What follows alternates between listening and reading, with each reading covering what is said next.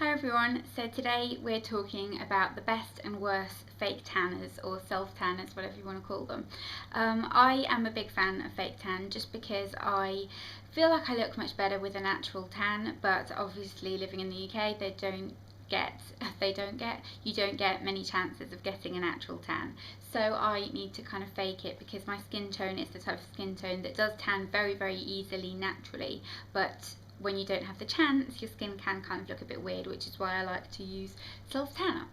So the first ones I'm going to talk about are gradual tanners, and this just means that they are kind of in a moisturiser formula and you apply them over the series of a couple of days to achieve the final colour, and they're generally lighter than your average fake tan.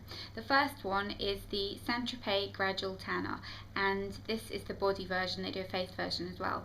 I've had a couple of these and I really like this. I really like the smell of it. It doesn't give a very strong colour, but it is quite a golden natural colour. It's a nice colour if you just want a hint of colour, but you don't want anything too strong, and it smells very sort of floral, and it doesn't get too much of a fake tan smell. It smells like quite clean and fresh, and you won't get that really biscuity smell. It does still smell like fake tan. I feel like you can't get rid of fake tan smell no matter what you do, but it is still a very nice product.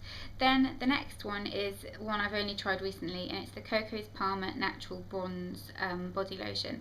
I have Miss Budget Beauty to blame for this because every time I see this I think of her, because she was the first review I watched of this and I really wanted to try it, so I picked it up. I bought it on Feel Unique because I had a voucher code and it was like £3.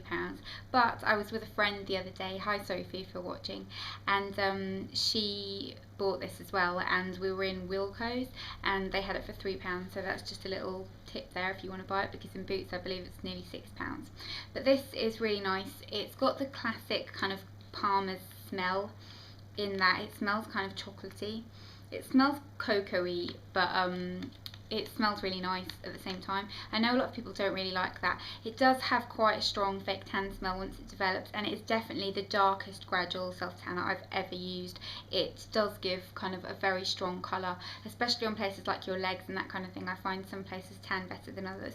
Really nice, and it's very moisturising as well, so if you've got quite dry skin, this is a nice one to go for. And then last but not least, one that I've used for years, and it's the Dove Summer Glow. This is the medium to dark version. I love this. It's got a kind of peachy summery scent at first. It then obviously develops a bit of a tan smell, but it just gives you a really nice kind of natural colour. It does cling to patches like your elbows and knees and that kind of thing, but it's still a very nice product. And then a couple of honorary mentions to products that I haven't actually got at hand with me. The Garnier Summer Body is really nice. I like that. I've liked that for years. It just kind of applies nicely, smells quite fresh, and gives a fairly sort of glowy but not very strong tan. Then one that I really don't like, which is the only kind of worst in the gradual tanner category, is the Johnson's Holiday Skin. Not because I don't like the colour it gives, because it does give quite a nice colour, it's the smell.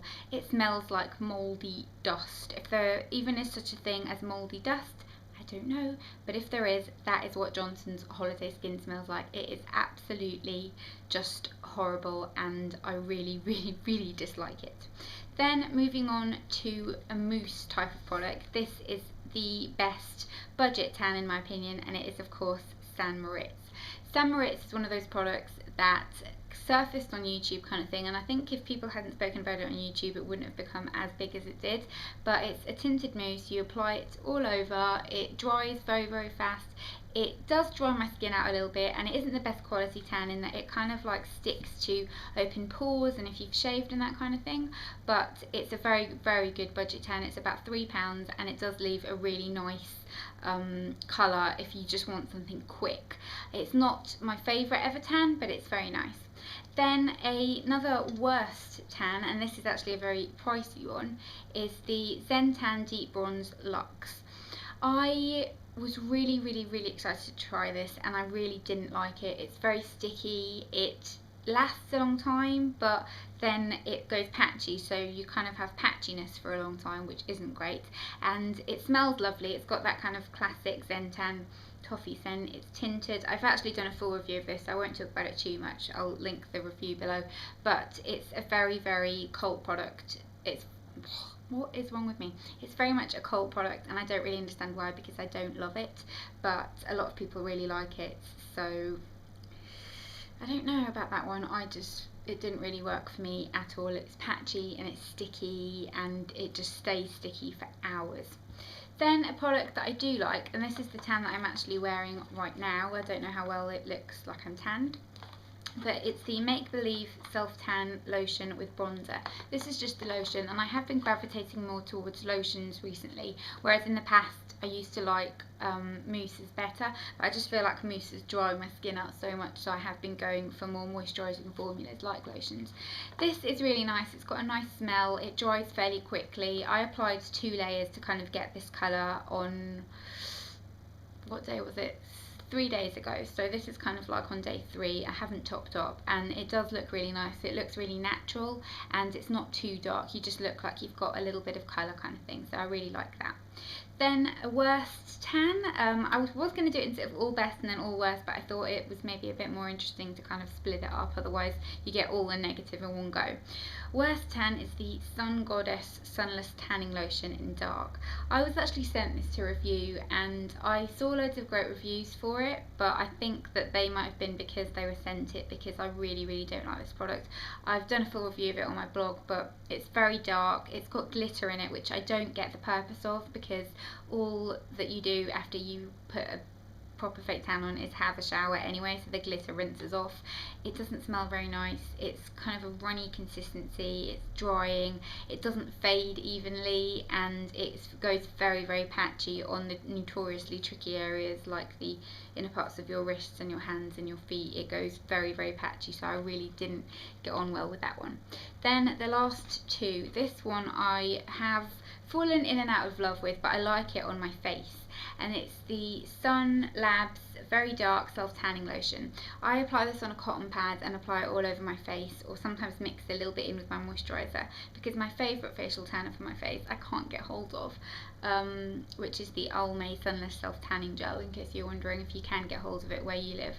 Then this is a nice alternative. It's not the same as the Almay one at all. It's a proper fake tan, and it does kind of make my skin feel a bit weird, but sometimes the skin on my face really needs a bit of a pick-me-up tan, because I'm just so ridiculously pale on my face and my skin isn't perfect, so it needs it. But I do like this for my face. On my body I just feel like it doesn't really do much, and it's just a bit of a palaver to put it on. There's other products that I prefer to use on my body, which leads me to the last product, which is my favourite, and it's the Zen Tan Dark Lotion Absolute Luxe. I love this fake tan. It gives a really gorgeous natural colour that lasts a fair amount of time. It's very moisturising. It's just so natural, and you just look like you've come back from holiday for a little while. It's absolutely gorgeous. It's very expensive, but you do need to kind of be careful how you apply it as well. It's sticky, so be wary of that. It's not the easiest to apply, but the colour payoff you get from this product is just fantastic, and I absolutely adore it for that reason. But that is it for my best and worst fake tans. I'm sure there's other ones that I've used, but these are kind of the ones that I've been using at the moment. But let me know what your best and worst are. I'd love to know if you've got any fake tan horror stories from the worst product. That would be really interesting. And don't forget to thumbs up the video if you liked it, and I'll see you soon. Bye.